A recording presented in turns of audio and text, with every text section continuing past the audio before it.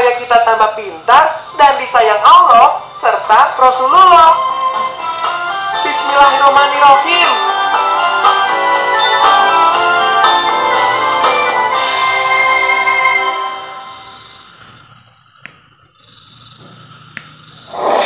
Pancaran keimanan di Perang Badar.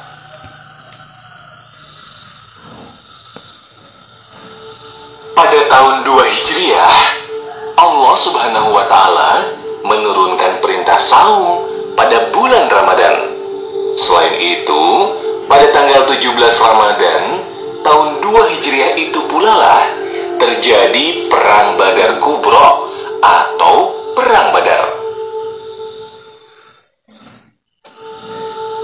Saat itu pasukan muslim berjumlah sekitar 314 orang dengan peralatan seadanya. Mereka hanya punya 2 ekor kuda, 70 ekor unta, sehingga harus bergantian menaikinya. Rasulullah Shallallahu Alaihi Wasallam, Ali bin Abi Thalib, Marsad bin Abi Marsad bergantian menunggangi 1 unta. Sementara itu, pasukan musyrik Quraisy sangat lengkap. Mereka berjumlah 1000 orang dengan 100 ekor kuda, 600 baju zirah atau baju perang, dan unta yang banyak.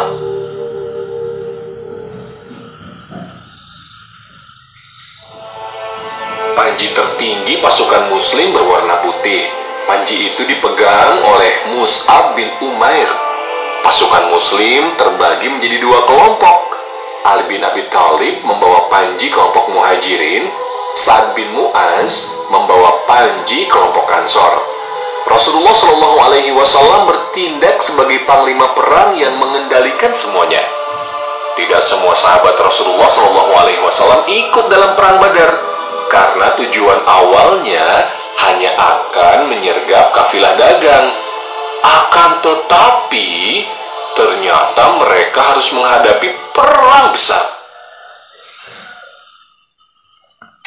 Kamu perlu tahu, setiap meninggalkan Madinah, Rasulullah Shallallahu Alaihi Wasallam selalu menunjuk sahabat untuk menjadi wakil selama beliau pergi.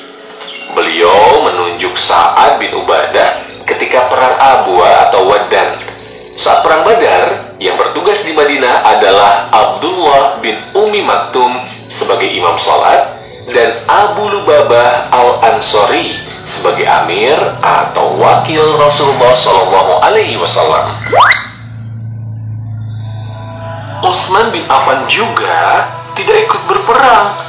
Dia ditugaskan menjaga Ruqayyah, putri Rasulullah Shallallahu Alaihi Wasallam yang sedang sakit. Ruqayyah juga merupakan istri Utsman.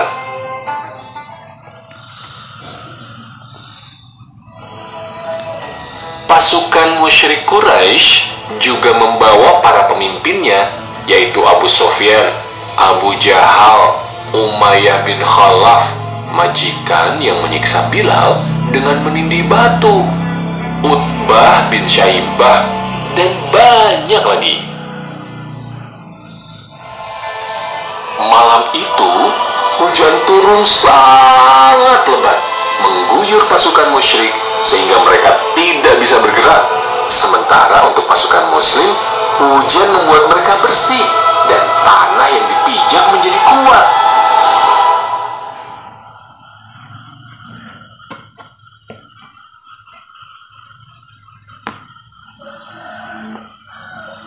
Rasulullah Shallallahu Alaihi Wasallam terus berdoa hingga beliau tidak sadar kain surbannya terjatuh.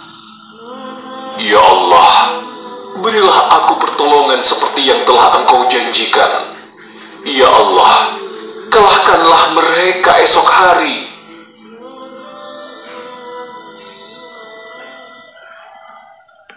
Saat pertempuran mencapai puncaknya, Rasulullah Shallallahu Alaihi Wasallam berdoa, Ya Allah, jika pasukan muslim hancur hari ini, Engkau tidak akan disembah lagi. Abu Bakar begitu iba melihat Rasulullah Shallallahu Alaihi Wasallam. Wahai Rasulullah, cukuplah. Allah pasti akan memenuhi janjinya, kata Abu Bakar. Kamu perlu tahu, pasukan Muslim melakukan strategi yang sangat cerdas. Rasulullah SAW mengirim mata-mata untuk menyelidiki seberapa besar kekuatan musuh. Atas usul Habab bin Al-Munzir, pasukan Muslim menduduki tempat yang dekat dengan mata air. Mereka menutup sumber-sumber mata air yang dekat dengan pasukan musyrik.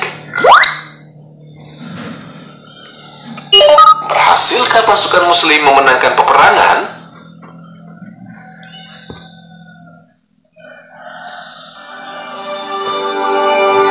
Allah Subhanahu wa Ta'ala selalu menepati janjinya. Ya, pasukan Muslim menang telak atas pasukan musyrik. Bahkan panglima besar pasukan kafir Abu Jahal tewas dalam peperangan. Pemuka-pemuka Quraisy seperti Utbah bin Rabi'ah, Syaibah bin Rabi'ah, Abu Hakam bin Hisham, Umayyah bin Khalaf pun tewas beserta kaum musyrik lainnya, hingga berjumlah sekitar 70 orang. 70 orang kaum musyrik juga ditawan kaum muslim. Sementara itu di pihak kaum muslim 14 orang mati syahid.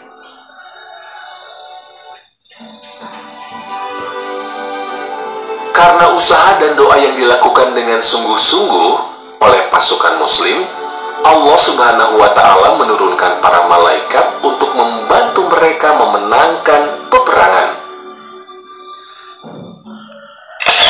Kamu perlu tahu, sebelum perang, Rasulullah SAW mengelilingi medan peperangan sambil berkata, "Ini tempat terbunuhnya Fulan. Insya Allah." Begitulah seterusnya. Beliau menyebut satu persatu nama. Allah Maha Besar. Para pemimpin kaum musyrik meninggal persis di tempat yang ditunjukkan oleh Rasulullah SAW.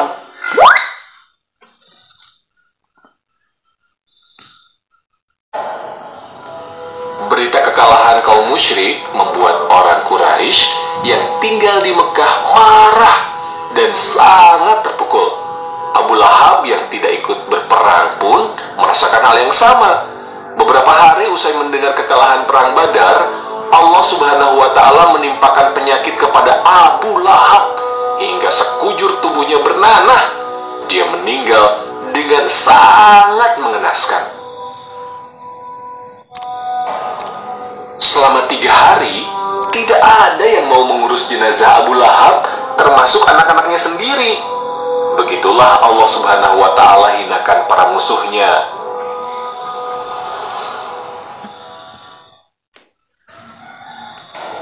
Sementara itu, Rasulullah SAW dan pasukan Muslim kembali ke Madinah dengan membawa harta rampasan perang dan tawanan yang tetap diperlakukan dengan baik. Rasulullah SAW sangat bersedih karena kedatangan beliau di Madinah disambut berita duka meninggalnya Ruqayyah, putri beliau. Beberapa waktu kemudian Rasulullah SAW menikahkan Utsman bin Affan dengan putri beliau yang lain, yaitu Ummu Kulsum. Karena hal ini Utsman diberi gelar Zun Nurain, pemilik 2 cahaya.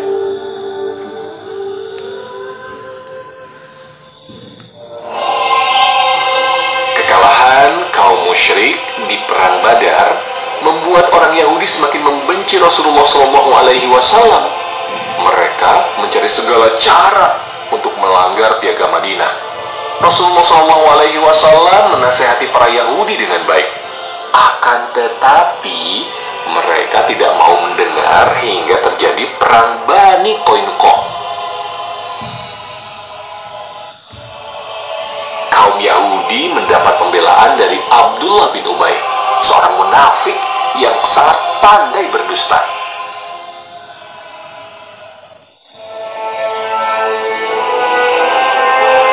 Perang yang berlangsung selama 15 hari dengan pengepungan benteng Bani Qainuqa ini akhirnya berhasil dimenangkan kaum muslim. Rasulullah SAW kemudian meminta kaum Yahudi Bani Qainuqa untuk meninggalkan Madinah.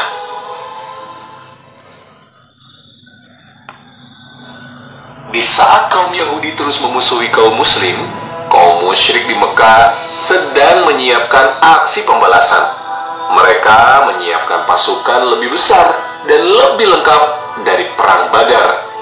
Jumlah mereka sekitar 3.000 pasukan, 3.000 unta, dan 200 kuda. Pasukan Muslim berjumlah sekitar 1.000 orang. Akan tetapi, di tengah perjalanan, lagi-lagi Abdullah bin Ubay melakukan pengkhianatan. Kamu perlu tahu, Abbas bin Abdul Muthalib adalah paman Rasulullah SAW yang menyampaikan berita bahwa kaum musyrik Quraisy sedang menyiapkan pasukan besar untuk menghancurkan kaum Muslim. Rasulullah SAW pun segera bersiap. Saat itu, Abbas belum masuk Islam. Abbas baru masuk Islam usai umroh qadha atau sebelum Fathu Makkah. Abdullah bin Ubay pulang dengan membawa hampir sepertiga pasukan, sehingga pasukan Muslim tersisa hanya 700 orang saja.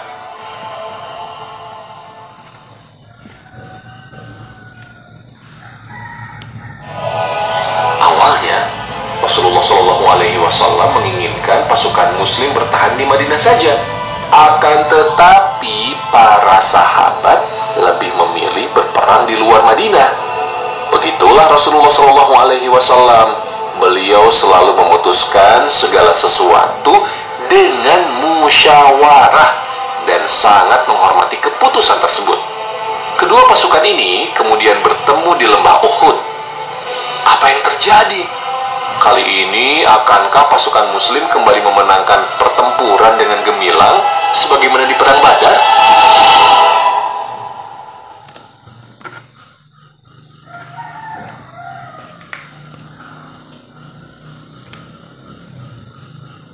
Alhamdulillah. Terus belajar ya. Wassalamualaikum. Mewujudkan jalan kita.